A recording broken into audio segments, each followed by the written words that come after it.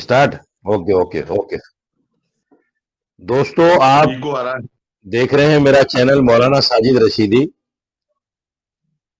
आज फिर हम संभल पर बात करेंगे, क्योंकि संभल में बहुत सारी चीजें ऐसी निकलकर सामने आई हैं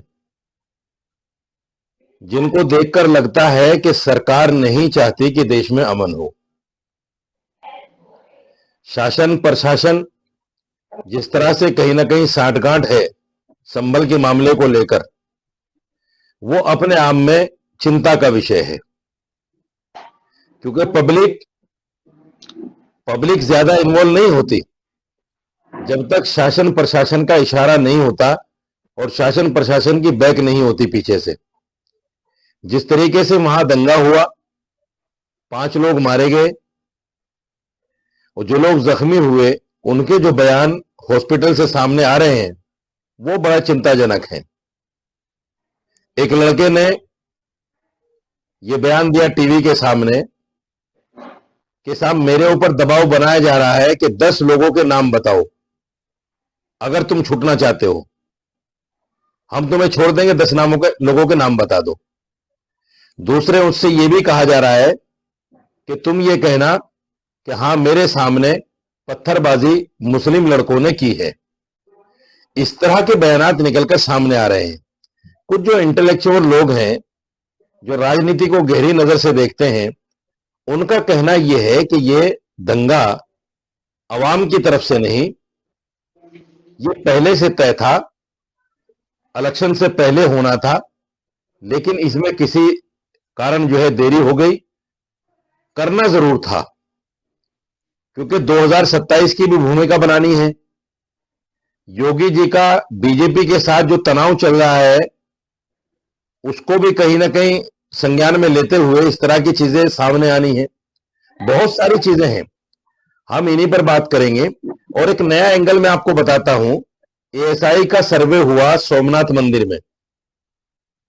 वहां जो है बुद्ध मत की 3 गुफाएं निकली हैं, और ये सर्वे प्रधानमंत्री के कहने पर हुआ। मैंने पिछली वीडियो में उसका जिक्र भी किया। दैनिक भास्कर की रिपोर्ट है, कोई मामूली रिपोर्ट नहीं कि भाई एमए किसी ने कह दिया हो। बहरहाल इन सब चीजों पर बात करेंगे। और कुछ लोगों का कहना यह है, जो बुद्धिस्ट लोग हैं, जो धर्म गुरु हैं बुद्धिस्टों के, वो कहते हैं साहब, हम सबसे पहले हिंदुस्तान के अंदर हैं। हमारे साथ जो अन्याय हुआ, हमारे बुद्ध मठों को जो तोड़ा गया और हमें जो यहां से हिंदुस्तान से खदेड़ा गया, वो सारी चीजें हिस्ट्री में दर्ज हैं।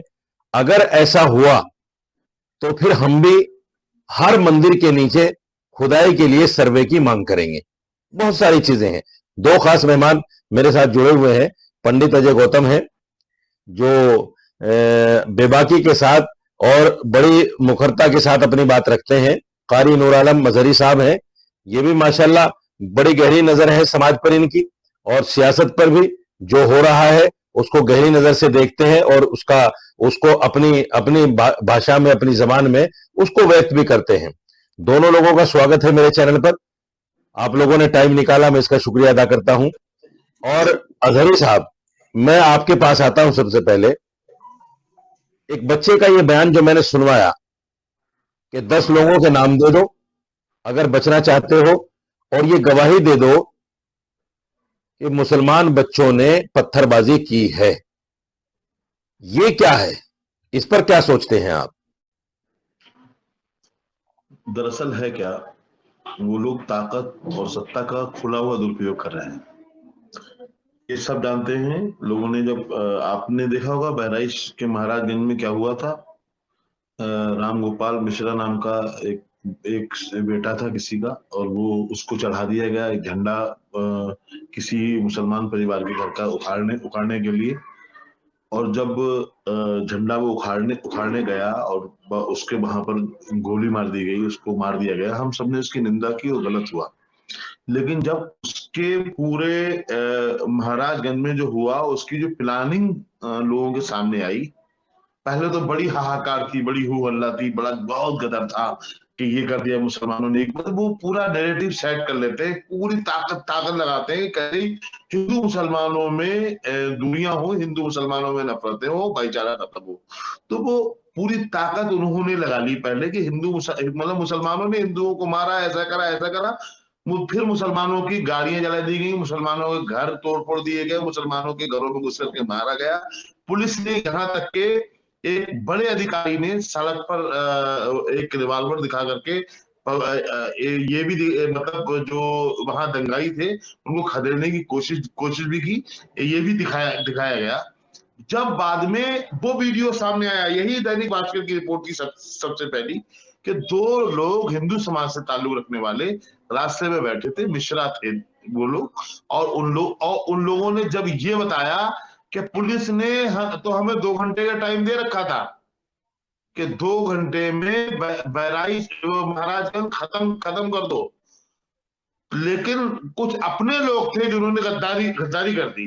जब से ये वाली रिपोर्ट आई, ये वाली न्यूज आई, तो चैनलों से भी और लोगों में जो बातें हो रही थी, सब न्यूज खत्म, किसी ने डिबेट नहीं कराई उसके बाद, भूल गए महाराजगंज बहराइच, कोई तस्करा नहीं करता। चूंकि जब मालूम चला कि ये हुकूमत का फेलियर है, प्रशासन का फेलियर है, पुलिस ने जानबूझकर कराया, तब यही यही मामला इससे ही जुड़ा हुआ मामला संभल का है।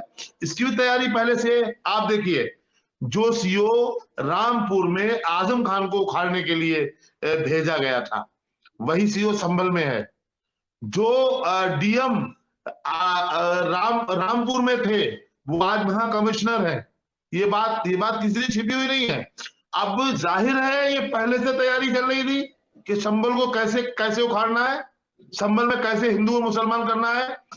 अब वहां पर जो लोग असल मुलजिम है, जो क्योंकि अभी तक बहुत सारी सरकारें रही है, कोई दंगा हुआ, कोई भी फसाद हुआ, डीएम एसपी को पहले हटाया गया, बाद में किसी जांच का हुक्म दिया, कोई मुख्यमंत्री रहा।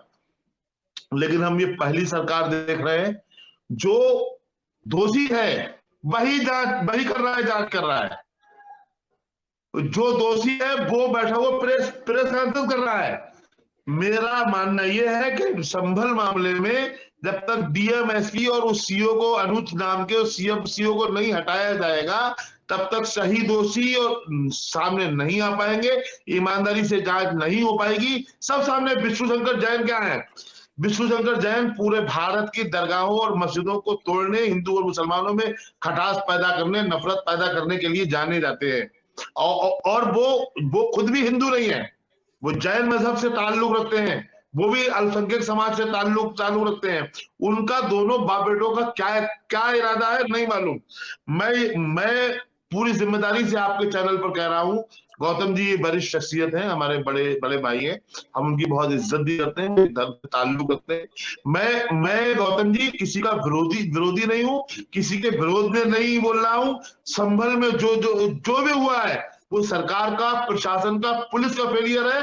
मुसलमानों को जब चाहते पत्थरबाज कह देते, जब चाहते, ये तो सिर्फ फैशन हो गया है कि मुसलमानों को पत्थरबाज कह दो, लफ्जियाती कह दो, ये सब बोल के और बस अपने आप हट जाओ। ये सारे खेल सरकार के हैं, हुक्मरान के हैं, सारे खेल पुलिस के हैं, डीएमएसपी के हैं। जब तक डीएमएसपी नहीं वहां से हटाए जाएंगे, तब तक वहां पर कुछ भी न्याय होने वाला नहीं। ये सारा खेल सरकार का है। बिल्कुल बिल्कुल, ये सारा खेल सरकार का है। देखिए पंडित अजय गौतम जी, आपके पास आता हूं मैं, और इस सवाल के साथ में कि जिस तरह विष्णु शंकर जैन, आपने भी वो वीडियो देखी होगी कि उसके साथ में कुछ लोग चल रहे हैं और जय श्री राम का नारा लगा रहे हैं। आप मुझे बताइए, मंदिर के पास जाकर अगर मुसलमान अल्लाह अकबर का नारा लगाएंगे तो यकीनन हिंदुओं के दिल में खौफ पैदा होगा और वो उसका दिफा करने की कोशिश करेंगे। सेम यही सिचुएशन हुई। मैंने भी एक टीवी चैनल पर उससे एक सवाल किया कि एक बात बताओ, जब आप जा रहे थे, आपके साथ जय श्री राम का लोग नारा लगा रहे थे, आपने उनको मना क्यों नहीं किया? उस पर उनका कहना यह है कि साहब हम तो सर्वे के लिए जा रहे थे, हम उसको मना कैसे करते? अरे भाई, वो नारा लगाने वाले सर्वे टीम में दाखिल तो नहीं थे ना, वो तो उपद्रवी थे, उनको मना करना चाहिए था। तो आपकी नजर में क्या ये मामला, देखिए सर्वे हो जाना मैं समझता हूं कोई गलत नहीं है, एक कानूनी प्रक्रिया है, कोई भी आदमी सर्वे की मांग कर सकता है और कोई भी जज उसकी सर्वे की इजाजत दे सकता है। लेकिन जिस तरीके से भूमिका बनाई गई, क्या इस पर संदेह नहीं होता है? देखिए, मेरे काबिल दोस्त नूरे इलाही साहब बैठे हैं, मैं भी इनकी सही बता रहा हूँ, दिल से बड़ी इज्जत करता हूँ, बड़ा अच्छा बोलते हैं, लेकिन इन्होंने अभी जो झूठ का पुलिंदा बांधा है ना, माशाअल्लाह तबीयत खुश हो गई। इन्होंने क्या भर भर के झूठ बोला है, जी साहब बयान नहीं कर सकता। और यही इनकी काबिलियत है, ये कैसे जो है झूठ को सच की तरह पेश करते हैं। मैं मतलब दाद चलिए, सच देता हूँ क्या है इनकी, आप बता दीजिए, मैं सच क्या है दाद आप दे बता दीजिए। मैं इनकी इस कारीगरी की दाद देता हूँ, सच में दाद जी, देता हूँ। बहुत कम जी, लोग हैं जिनको मैंने कभी भी अप्रिशिएट किया हो, लेकिन इन्हें अप्रिशिएट करता हूँ। मैं आपको बताऊं मौलाना साहब, आज जी, यूट्यूब पर, सोशल मीडिया पर पिछले 10 साल में जी, इतने मैं आपको 10 से ज्यादा वीडियो दिखा सकता हूँ। जब जी, पुलिस वाले ने संभल में किसी मुसलमान का चालान काटा, तो वो पुलिस वाले से ये कह के भिड़ गया कि एक बारी तुम हमारी सरकार आने दो, हम देखना तुम्हारा क्या हाल करते हैं। ये वीडियो आपकी नजर से भी गुजरा होगा, मैं गलत तो नहीं कह रहा। हम्म, इसी तरीके से क्या था, समाजवादी पार्टी ने जिस तरीके से संभल के रहने वाले मुसलमानों के अंदर जहर बोया और ये कहा कि देखो तुम ताकत के अंदर हो और हम तुम्हारे खैर मकदम है, हम तुम्हारे सिपह सलार हैं, तुम जो करो तुम्हें सब चीज जायज है।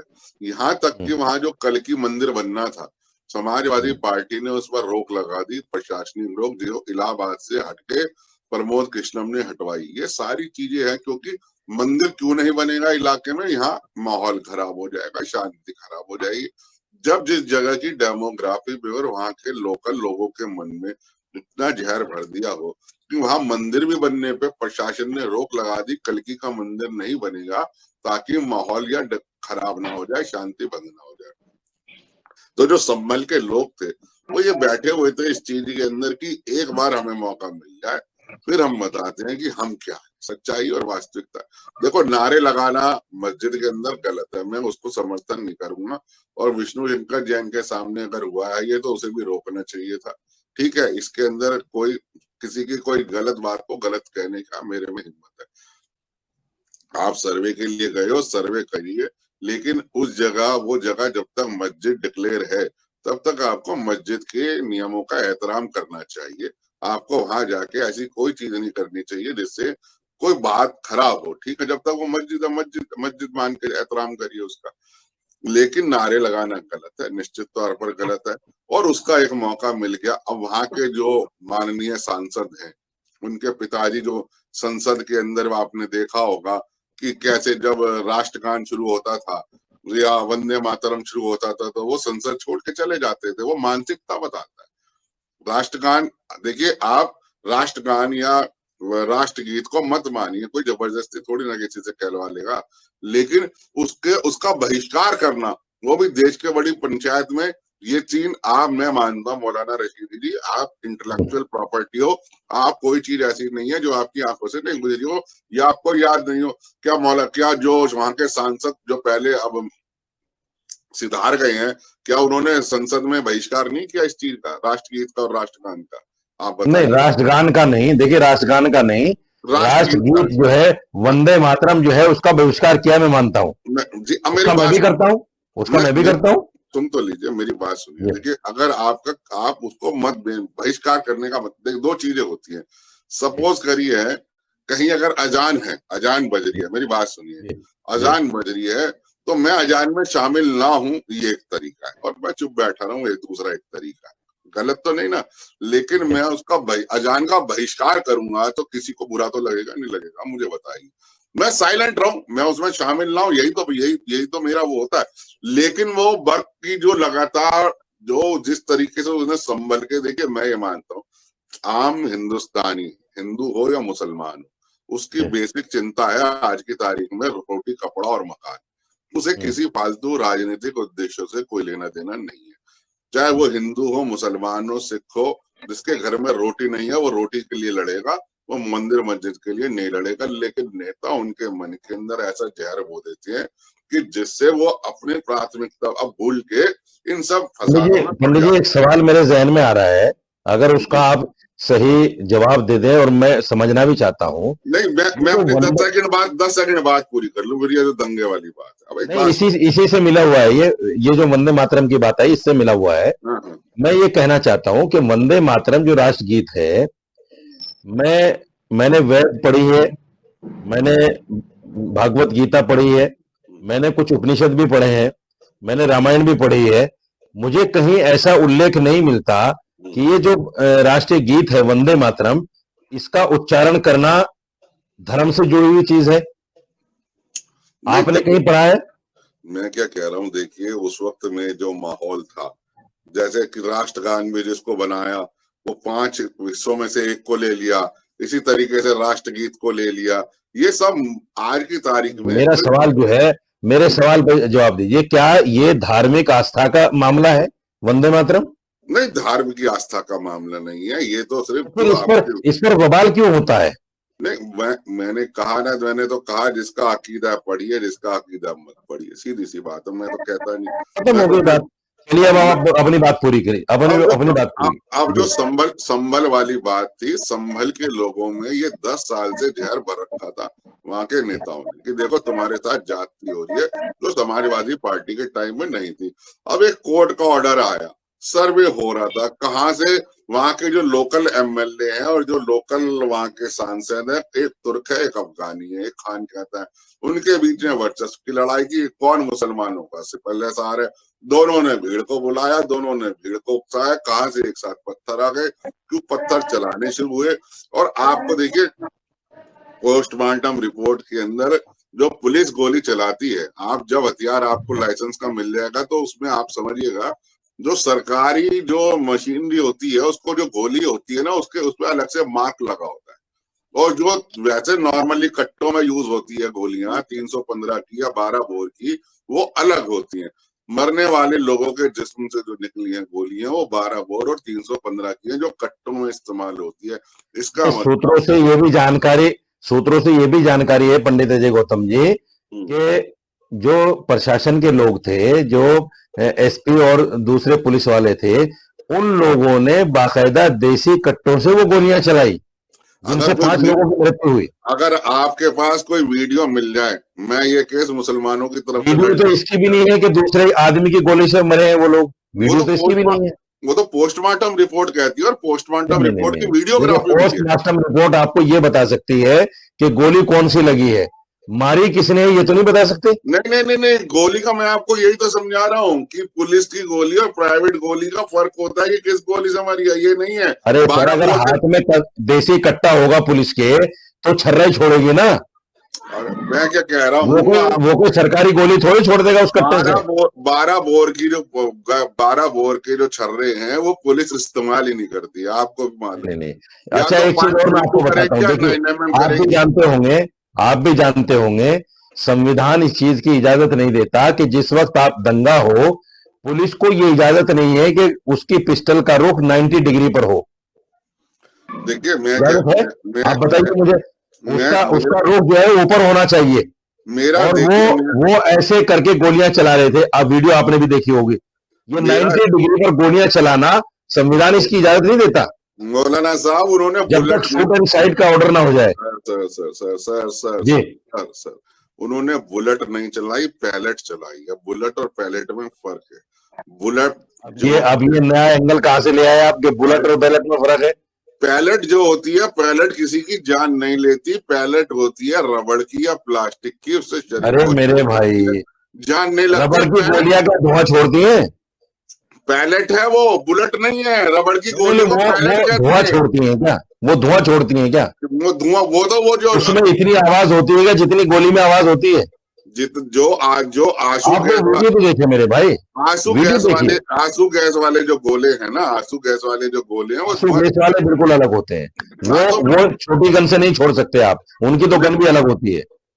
मैं वही आपको बता रहा हूँ, ये जो दंगा है, ये दंगा वहां के स्थानीय नेताओं ने, वहां के एमएलए और वहां के सांसद ने भड़काया। पूर्व नियोजित था, गरीब मुसलमान मारे गए, संवेदना है क्योंकि वो भड़कावे में आके मारे गए हैं। ये मैं चलिए ठीक है, मैं आऊंगा आपके पास एक दूसरे सवाल के साथ। अजहरी साहब, एक चीज बताइए, राम गोपाल मिश्रा की मृत्यु हुई, मौत हुई, हम सब लोगों ने टीवी पर बैठकर निंदा की और कहा कि ये गलत हुआ। हालांकि उसकी वीडियो बिल्कुल साफ है कि वो मकान पे चढ़ा, उसने झंडा उतारा, रेलिंग तोड़ी, मतलब दंगा किया, ये साफ है बिल्कुल। लेकिन फिर भी हमने उसको दंगा ही नहीं कहा। ये जो 5 लोग मरे हैं संभल में, इनकी कोई विजुअल, कोई वीडियो ऐसी नहीं है कि इन्होंने पत्थर चलाया हो या कोई दंगा किया हो। फिर भी इनको बीजेपी के प्रवक्ता टीवी पर बैठकर चिल्ला चिल्लाकर दंगाई कह रहे हैं। ये क्या है? झूठ वो बोले तो सच्चाई नजर आती है, उसके जुल्मों में मसीहाई नजर आती है। जब से गूंजे हैं यहाँ अच्छे दिनों के नगमे, शहर में हर तरफ महंगाई नजर आती है। वाह वाह वाह वाह। वाह गौतम वाह, जी, इरशाद इरशाद। गौतम जी, ये देश देख रहा है, चैनल भी देश देखेगा कि झूठ किसने बोला, झूठ किसने परोसा, झूठ कहाँ से आया। ये जो आपने बहुत सारी बातें सही भी कही हैं, और कहीं ना कहीं आपने वो बातें बहुत सारी कही हैं जो एक अच्छे व्यक्ति को कहनी चाहिए। ये जो 5 या 6 लोग जो मारे मारे गए हैं वहां पे, यकीनन उनका कहीं फोटो ऐसा नहीं है कि उन्होंने कोई किसी तरह से दंगा भड़काया हो, उन्होंने किसी को मारा हो, उन्होंने कोई पत्थर पत्थर फेंका हो। हमारा सवाल सिर्फ ये है गौतम जी कि वहां पर ये जो मस्जिद का मामला था, ये बड़ा इस तरह के मामले बड़े संगीन मामले होते हैं। ऐसे मामले को प्रशासनिक अधिकारियों ने हल्के में क्यों लिया? पहली बात ये। दूसरी बात ये कि जो एक नस्ल से नमाज पढ़ते हुए आ रहे हैं वहां पे, अपनी मतलब नस्लों से, नस्ल दर नस्ल नमाज पढ़ते हुए आ रहे हैं, उनसे ये बात कही जाएगी कि यहाँ पर मंदिर है, तो उन्हें कैसा लगेगा? दूसरी बात यह कि बहुत सारे ड्रोन कैमरे, एक वहां के अधिकारी का बयान था कि 12-13 ड्रोन कैमरे हमने लगा रखे थे। उन ड्रोन कैमरे में वीडियो बन रहे थे या कोई बम वगैरह फेंक रहे थे वो उसमें। जब उसमें वीडियो बन रहे थे तो ये जो ट्रक को पत्थर आए थे, वहां सड़कों पर पड़े थे, ये कहां से आए, किधर से आए, इसका वीडियो क्यों नहीं है? किसी के छत पर, किसके छत पर थे, क्यों नहीं है? दूसरा ये कि मुसलमानों ने जो पत्थर फेंके हैं, ये आरोप है, एक फैशन है। तो ये अगर उन्होंने पत्थर फेंके हैं तो उन लोगों के वीडियोस कहाँ हैं? वीडियोस पुलिस के हाथ में पत्थर है, वो भी तो दिख रहे हैं। वीडियोस ऐसे जैसे कि अभी रशीदी साहब भी बता रहे थे कि वो सामने से गोली चला रहा है। सीओ कह रहा है कि क्या हम इन जाहिलों से मरने के लिए, क्या इनसे मरने के लिए? बिल्कुल। सीओ की इस बोली से क्या आप क्या समझोगे कि पुलिस ने नहीं मारा? पुलिस हमें दे तो कोई सबूत तो दे ऐसे कि भाई यहाँ पर फला लोग थे। वो सिर्फ पुलिस जो है वो रस्सी का सांप बनाने में माहिर है, उसको इसीलिए लगाया गया है। मैं पूरी जिम्मेदारी के साथ कह रहा हूं, ये सरकारी आतंकवाद है, इसको खत्म किया जाए। ये अच्छी बात नहीं है देश के लिए। ये देश की उन्नति के लिए, देश के हित के लिए नहीं है, ये देश के विनाश के लिए है। हिंदू और मुसलमानों को लड़ाने वाले लोग अपने आप को कमरों में बैठे हुए, एसीओ में बैठे हुए हैं, हेलीकॉप्टर और हवाई जहाज से कर रहे हैं सफर, और ये निहत्थे लोग, ये बेकसूर लोग मारे जा रहे हैं। ये ठीक बात नहीं है। अपनी सत्ता को बचाने के लिए, अपने आप को बचाने के लिए, सत्ता में रहने के लिए, देखिए पहले एक बाबरी मस्जिद शहीद की गई, उसका मुद्दा उठाया गया बड़े जोरों शोर से। क्यों मालूम? क्योंकि उन्हें सत्ता में आना था। और आज हर मस्जिद को जो बाबरी मस्जिद बनाने की कोशिश की जा रही है, उन्हें सब सिर्फ सत्ता में बने रहने के लिए। मुझे एक शेर याद आ रहा है अजहरी साहब, मुझे एक शेर याद आ रहा है। बड़ा शोर सुनते थे पहलू में दिल का, जो काटा तो एक कतरा खून न मिला। बाबरी मस्जिद का जब आपने जिक्र किया, जिस तरह से 75 सालों तक इसका ढंढोरा पीटते रहे ये लोग कि मंदिर तोड़ के मस्जिद बनी, मंदिर तोड़ के मस्जिद बनी, मंदिर तोड़ के मस्जिद बनी। सुप्रीम कोर्ट ने फैसला देते हुए गुब्बारे की हवा निकाल दी और कहा हमारे पास ऐसा कोई साक्ष्य नहीं मिला जिससे मंदिर तोड़कर मस्जिद बनी हो। मैं अजय गौतम साहब एक जी अजहरी साहब कुछ कह रहे हैं? एक बात कह दूं, जी जी अगर कहते हैं ना अगर लोहे के साथ में जो लकड़ी थी ना, लकड़ी हाँ लकड़ी ना अगर गीली होती तो पेड़ को कोई काट काट नहीं पाता। बिल्कुल बिल्कुल। जो वक्फ बोर्ड का चेयरमैन जफर अहमद फारूकी, उत्तर प्रदेश सुन्नी सेंट्रल वक्फ बोर्ड का चेयरमैन, मैं नाम लेकर के ये कह रहा हूं, अगर उसने गद्दारी ना की होती तो जो फैसला 30 सितंबर 2010 को माननीय हाईकोर्ट ने दिया था, उससे विपरीत फैसला नहीं आता माननीय सुप्रीम कोर्ट। उसने उस बंदे को 2017 में जब माननीय सुप्रीम कोर्ट ने कहा था ना, बाहर बाहर से कर लो फैसला, आपने देखा होगा श्री श्री रविशंकर, मौलाना सलमान नकवी वगैरह ये लोग बिल्कुल लेकर के बिल्कुल। आए थे। जी जी तो बिल्कुल उसी बिल्कुल। दौरान जफर अहमद फारूकी को मैं अगर अगर इसकी निष्पक्ष जांच हो जाए, सब सामने सामने आ जाएगा। माननीय योगी जी जब उस टाइम उत्तर प्रदेश के चेयरमैन हो गए थे और वो बंदा उत्तर प्रदेश के मुख्यमंत्री हो गए थे, वो बंदा बसपा और सपा और भाजपा में भी चेयरमैन पद पर बना रहना चाहता था और उसे ईडी सीबीआई का डर था। उसे डराया गया और कहा कि अगर आइंदा भी तुम्हें सुन्नी सेंट्रल वक्फ बोर्ड का चेयरमैन बना रहना है तो आप इससे इससे विड्रा करो जो आपने दावा करना है। क्योंकि 3 हिस्सों में हाई कोर्ट ने बांटी थी बाबरी मस्जिद को। जी जी। एक हिस्सा सुन्नी सेंट्रल वक्फ बोर्ड को दिया था, एक हिस्सा निर्मोही अखाड़े को दिया था, एक हिस्सा विश्व हिंदू परिषद को दिया था शायद। बहरहाल ये बात दूर चली जाएगी, ये बात बिल्कुल बाबरी मस्जिद पे बेस्ड हो जाएगी। फिर मैं अजहरी साहब आपकी बात रोक रहा हूँ, माफ कीजिएगा।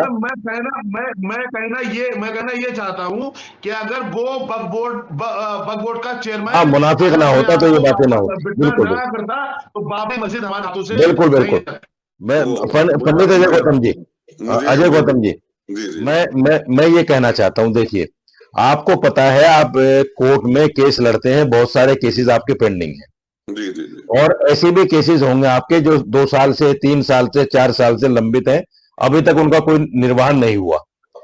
आप मुझे बताइए ऐसी कौन सी मजबूरी थी डिस्ट्रिक्ट जज के सामने कि उसने 2 घंटे में सारा मामला निपटा दिया और कह दिया कि जाओ सर्वे कर लो। देखिए, आपने बिल्कुल सही फरमाया। दिल्ली की जामा मस्जिद का केस में लड़ रहा हूँ, जिसका जी नंबर है WPC 7976/2014 जी और 10 साल से ज्यादा 11वां साल लग गया जामा मस्जिद का केस लड़ते लड़ते। जी और अब जाके उसके सर्वे के ऑर्डर हुए हैं। अब मतलब जी सर्वे मतलब वहां जो भी लोग आते हैं उनकी सहूलियत और बेहतर हो, इमाम बाड़े की हो, उजरे की हो ना, मतलब किसी को तकलीफ ना हो, भी MCD वगैरह सब मिलकर सर्वे हो जाएगा उसका। मेरा कहने का मतलब ये है, ज्यादातर मामलों में एक्स पार्टी ऑर्डर नहीं होता, ये एक सच्चाई है।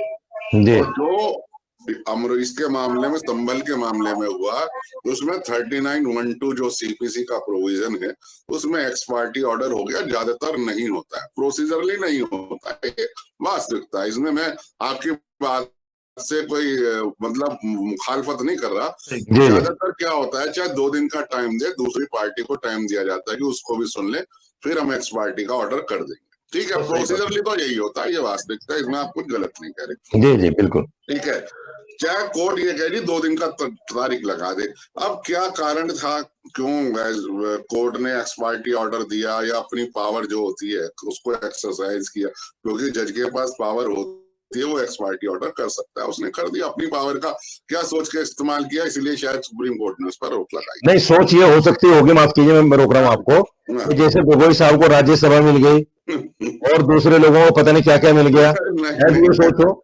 ऐसी ऐसी ऐसी सोच तो नहीं होगी, ये तो मैं बिल्कुल मानता हूँ। नहीं ऐसी ही होगी जब इतना। खैर बहरहाल आप बात पूरी कीजिए अपनी। अच्छा, दूसरी बात मैं अब दंगे में बताता हूँ। मैं 2 बार दंगे में गिरा हूँ, एक बार 92 की बात है और एक बार 94 की बात है। मैं फराज खाने के अंदर था, फराज खाने के अंदर दंगा शुरू हुआ।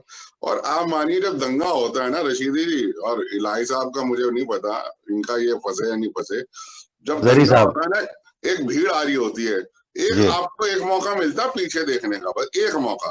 जब जी आप देखते हो ना पीछे जो आ रहे हैं, उनके हाथ में तलवारें हैं और उनके हाथ में और बाकी की चीजें हैं, तो आपके पास कुछ भी क्यों ना हो, आप उसे फेंकते हो और अपनी जान बचाने के लिए वहां से भागते हो। आपके पास चाहे सवारी हो, स्कूटर हो, सामान हो, सर उस वक्त होता है किसी तरीके से भाग। मैं फराज खाने से लेके और अजमेरी गेट तक गली शाहतारा से होते हुए भागा। मुझे पता है जब दंगा में महाराज गिरता है ना आदमी, कुछ नहीं पता होता कहाँ से पत्थर चल रहे हैं, कहाँ से नहीं, सही पिस्तौल आ बात, रही है। बिल्कुल सही बात है। दूसरी बार में पता 94 में जब सदर बाजार में दंगा हुआ था धोबीवाड़ा के अंदर, उसमें भी लोग मारे गए थे। कुछ नहीं पता होता, दंगा होता है, कुछ नहीं पता कौन कर रहा है, कैसे कर रहा है, भीड़ आती है बस। और भीड़ भी क्या होता है, सामने जो होता है वो मारती हुई चली आती है। मैं दंगे में 2 बार का भुक्तभोगी हूँ, इसलिए मैं दंगे को जब कोई याद करता है ना, तो मैं कह रहा हूँ कई किलोमीटर दौड़ने के बाद उस वक्त में 92 में एक डीटीसी की चलती बस मिली, जिसके अंदर मैं किसी तरह कूदा। और 94 में उस वक्त में वहां पर जो कमेले यानी कि जो कसाई जो स्लॉटर हाउस थे वहीं थे, वहां कुछ मुसलमान खड़े हुए थे, कह रहे भाई क्यों घबरा रहे हो, क्यों भाग रहे हो, कुछ नहीं होगा, कुछ नहीं होगा। जब धोबीवाड़ा का दंगा हुआ था, और उन्होंने कहा आप घबराओ मत और आप इसी रास्ते से निकल जाओ, मैं आपको सच्चाई बता रहा हूँ, मैं बिना लाग लपेट के। तो जो दंगा होता है कैसे होता है कुछ नहीं पता, जो भुगतता है वो जानता है कि दंगे की असली शख्सियत क्या है, क्योंकि आदमी का मकसद होता है पहली तरह मैं निकलूं इस जगह से, अपनी जान बचा लूं। जो भी संभल में हुआ, मैं फिर वापस से कह रहा हूँ, दंगे की कोई शक्ल नहीं होती, कौन करवाता है, कैसे करवाता है और कहाँ गायब हो जाता पता नहीं चलता, वो किसी भी तरफ का क्यों ना हो। आज मजिस्ट्रेट जांच के ऑर्डर हो गए, मैं इलाही साहब नूर साहब को कहूंगा आप इस मजिस्ट्रेट जांच के अंदर अपना आवेदन दो। मैं मजाक नहीं कर रहा, मैं दिल से साथ हूँ। आपके पास जितने वीडियो हैं, जितने सबूत है, जितने बयानात हैं, आप लगाओ, आप बोलो जी मैं भी नेसेसरी पार्टी हूँ, मुझे भी सुना जाए। पता चले जो 5 लोग मारे गए, देखो वो हिंदुस्तानी पहले थे, मुसलमान बाद में थे, मेरा अपना ये मानना है। उन 5 लोगों का, वो 5 लोग नहीं मरे, उनके किसी के अगर बच्चे होंगे तो बच्चे भी मरे, वो अगर कमाने वाले थे तो उनका परिवार भी मरा। ये मैंने क्या कहा, आम हिंदुस्तानी जो है उसे इन सब चीजों से कोई लेना देना नहीं है, उसका इस्तेमाल होता है, उसे भड़काया जाता है किसी न किसी नाम पर, कौम के नाम पर, किसी भी चीज के नाम पर, वो आता है और वो मरता है। नेता तो नहीं मरा, किसी दंगे में कोई नेता मरता है नेता क्या? किसी दंगे में नहीं मरता, ये बात सही है आपकी, नेता किसी दंगे में नहीं मरता। में किसी भी तरफ का कोई नेता मरा हो तो बता दीजिए। नेता भी नहीं मरता और नेता के बच्चे भी नहीं मरते। तो मैं वही आपस में, मैं आपको आपके प्रोग्राम में मेरा जोड़ने का सिर्फ एक ही मकसद होता है रशीदी साहब, सिर्फ एक ही मकसद होता है, आप अपनी तरफ के लोगों को समझा पाओ, मैं अपनी तरफ के लोगों को समझा पाऊं कि भाई आज की तारीख में इंसान को सर्वाइवल मुश्किल है। आपके हालात अच्छे हैं, मेरे हालात अच्छे, हम मजे में अपनी जिंदगी जी रहे हैं। ज्यादातर हिंदुस्तानियों के हालात इतने अच्छे नहीं है, उन्हें अपनी रोजी रोटी के लिए, अपने बच्चों की पढ़ाई के लिए, शादी के लिए मशक्कत करनी पड़ती है। किसको क्या पड़ी है, किस मंदिर में क्या निकल रहा है, किस मस्जिद के अंदर क्या निकल रहा है, जब तक ये वोट बैंक की पॉलिटिक्स। 2 चीजें इस पर भी मैं आपकी सफाई, देखिए बहुत ईमानदारी के साथ आप बात कह रहे हैं। मैं कह रहा हूं 1991 का प्लेसेस वर्शिप एक्ट और मोहन भागवत का वो बयान कि भाई हमें हर मस्जिद में शिवलिंग क्यों ढूंढना। बाबरी मस्जिद का एक केस था जो हो गया, अब किसी मस्जिद में कुछ नहीं ढूंढना है। ये दोनों चीजें मिलाकर अगर देखें तो आप इस पे क्या कहना चाहेंगे उन लोगों को, विष्णु शंकर जैन जैसे लोगों को, जो हर जगह मंदिर ढूंढने की कोशिश कर रहे हैं? 2 मिनट में लास्ट कमेंट। देखिए, विष्णु शंकर जैन की जहां तक बात है, हालांकि उनके पिताजी मेरे अच्छे मित्र हैं और मैं बड़ा सम्मान करता हूं, लेकिन वो ये क्या सोच कर रहे हैं, ठीक है। देखिए, 2 मामलों से मैं इत्तेफाक जरूर रखता हूं, मैं इतना जरूर कहूंगा, ज्ञानवापी और मथुरा, लेकिन इन 3 जगह के अलावा मैं भी नहीं चाहता कि हर मस्जिद की खुदाई हो और ये सब चीजें चलती रहे। ये जरूर है, हाँ, मेरा अकीदा आज भी ज्ञानवापी में है, मैं साफ को इससे कहूंगा, आपके चैनल पे कृष्ण जन्मभूमि में मेरा अकीदा है कि हाँ भाई वो हमें मिलनी चाहिए वापस। लेकिन जहां तक संभल की बात है या और किसी मस्जिद की बात है या जिसकी बात है, जो जिसके पास चली गई, जहां जो जिसका अकीदा बन गया, मैं वही कह रहा हूँ, इन सब मुद्दों को छोड़ के अपना आगे बढ़े। और ठीक है, इन सब चीजों को छोड़ के जब तक ये खुदाई चलती रहेगी तब तक लड़ाई चलती रहेगी। सीधी सी एक लाइन की बात ये है, और मरेगा एक आम आदमी जो बेकसूर होगा। अगर साहब लास्ट कमेंट आपसे भी चाहता हूं, अभी संभल के बाद में बदायूं की जामा मस्जिद का भी केस सामने आ गया है, शायद आपने पढ़ा होगा और देखा भी होगा। यानी एक बदायूं की मस्जिद का नया मामला सामने आया है। अब ये कहां तक रुकेगा? और एक पत्रकार ने इसको नाम जो दिया है वो दिया है भारत खोदो अभियान, भारत खोदो अभियान। और ये ऐसा ही दिख रहा है कि हर मस्जिद में दरगाह का, अजमेर दरगाह का मामला हो, बदायूं का मामला हो, या और भी कई सारे मामले इस तरह से सामने आएंगे, तो मुसलमानों का भी रोल इसमें क्या होना चाहिए, इस पर जरा सा 2 मिनट के लिए आप क्या कहना चाहेंगे वो बताइए, लास्ट कमेंट आपका। देखिए वो तो गृह मंत्रालय के पास में बहुत सारे अभी पिछले दिनों बातें आई थी सामने कि बहुत सारे 2-2.5-3 हजार मस्जिदों के नाम हैं कि जो कहीं ना कहीं उनके मतलब संदेह के घेरे में है, उनके नजदीक। हालांकि इसका असलियत से कोई लेना देना नहीं है, लेकिन मैं तो अपनी कौम के लोगों से यही कहूंगा कि तालीमी बेदारी मुहिम चलाएं, अपने बच्चों को अच्छे से पढ़ाएं। और दूसरा ये कि जो हमारे सज्जाद खान शहजादे बने हुए बैठे हैं, जो हमारे बड़े बड़े मैं अपने जुमले में कहूँ मठाधीश हैं जो हमारे यहाँ भी, जो बड़े बड़ी दरगाहें घेरे हुए हैं, बड़े बड़े मदरसे चला रहे हैं, बड़ी बड़ी यूनिवर्सिटियां चला रहे हैं, वो सिर्फ खामोश बैठे हैं, बिल्कुल हुजरों में कैद हैं। तो उनसे मैं कहूंगा कि नबी पाक सल्लल्लाहु अलैहि वसल्लम के उम्मती ऐसे नहीं होते। ऐसे सिर्फ शहजादे कहलाने से काम नहीं चलेगा। आप नस्लों का बेड़ा गर्क कर रहे हो, आप निकलो हुक्मरान से बात करो। अगर किसी शहजादे के भाई पर कोई बात आती है, उसके खास मुरीद पर कोई बात आती है, तब तो मुख्यमंत्री से भी खामोश आकर के मिलाएगा, तब तो जाकर के प्रधानमंत्री से भी कर लेगा बात। लेकिन जब कौम पर कोई बात आती है, मस्जिदों दरगाहों पर कोई बात आती है, तो अपने आप को बचाने के चक्कर में रहता है। तो अपने आप को बचाने के लिए पूरी कौम को जो गर्क में डाल रहे हैं, तो आप भी बचोगे नहीं आने वाले वक्त में। ये मैं कहूंगा कि आपको जागना पड़ेगा। बिल्कुल। कुल मिलाकर आपस में इत्तिहाद, आपस का इत्तिफाक, हिंदू मुसलमान की कौमी यकजहती, ये हिंदुस्तान के लिए बहुत बड़ी बात है। आप देखिए ईसाई जितने भी देश हैं ये हिंदुस्तान के पक्ष में नहीं है। हम दोनों ने यानी हिंदू मुसलमान सिख ईसाइयों ने सबने मिलकर इन लोगों को भगाया, देश से निकाला, और आज हम उनके इशारे पर इस तरह की बातें करें कि मस्जिदों के अंदर खुदाई, दरगाहों के अंदर खुदाई, फलां के अंदर खुदाई, ये जो सारी चीजें हैं ये देश में नहीं होनी चाहिए। जब देश में घर की ही बात ले लीजिए आप, अगर आपके घर में ही 2 भाइयों के अंदर मनमुटाव हो जाए तो तीसरा आदमी उसका फायदा उठा लेता है। इसलिए देश बहुत बड़ी चीज है, मुल्क को बचाना, देश को बचाना हर नागरिक की जिम्मेदारी है, और जो भी जहां भी जिस तरह से गलत कर रहा है उसको समझाना भी हमारी जिम्मेदारी है। इसलिए हम अपने अपने समुदाय को और अपने अपने लोगों को समझाने का भी काम करें और बताएं कि देश की खुशहाली, देश की तरक्की और देश के अमन में ही हमारे लिए भी अमन है और हमारे लिए भी सुकून है। अब मैं व्यूवर से एक बात और आखिर में अर्ज करना चाहता हूं, ये जो व्हाट्सएप यूनिवर्सिटी है ना, इससे थोड़ा सा बाहर निकलो। इसमें बहुत सारी चीजें आपको भड़काने वाली मिलती हैं, क्योंकि व्हाट्सएप आपको या फेसबुक आपको वो दिखाता है जो आप देखना चाहते हैं। अगर आप दंगे वाली चीज देखना चाहते हो तो आपको दंगे वाली चीज दिखाएगा, अगर आप दीन की बात देखना चाहते हो तो दीन की बात दिखाएगा, अगर आप ये देखना चाहते हो कि हिंदुस्तान कितनी सदियों से कौमी यकजहती में, भाईचारे में विश्वास रखकर पूरी दुनिया के अंदर जाना जाता है, तो वो चीजें दिखाएगा। इसलिए व्हाट्सएप यूनिवर्सिटी वाले जो लोग हैं, वो नौजवान बच्चे उन चीजों को न देखें, दंगे और फसाद की चीजों को, बल्कि अच्छी चीजों को देखें जिससे हमारा योगदान देश के लिए बढ़े। बहुत बहुत शुक्रिया आप दोनों हजरात का। मैं व्यूअर्स इस चैनल को सब्सक्राइब कीजिए, लाइक कीजिए और इन अच्छी बातों को दूर तक पहुंचाइए। देखिए मेरा मकसद ये है कि चाहे हम 10 आदमी तक जाएं, अच्छी बातें जानी चाहिए। बहुत शुक्रिया, धन्यवाद। जय श्री राम।